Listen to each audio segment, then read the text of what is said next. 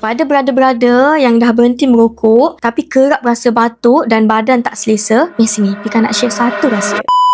Air dah minum banyak, suplemen pun dah cuba, tapi masih lagi kerap batuk dan badan pun rasa tak selesa. Kadang nak naik tangga pun Pika tengok sesak nafas, tidur tak lena, badan asyik rasa tak selesa je. Tada, inilah rahsia Pika, Khus Al-Hindi. Ni herba sunnah yang ada dalam hadis Sahih Bukhari. Inilah rupa Khus Al-Hindi sebenar, sekarang dalam bentuk soft gel. Jadi yang mana nak cuba rahsia Pika, cubalah Khus Al-Hindi. Dapatkan sekarang sebelum promosi habis. Sebelum tu, Pika nak pesan ni, ikhtiar juga. Tapi kena ingat, Allah yang menyembuhkan.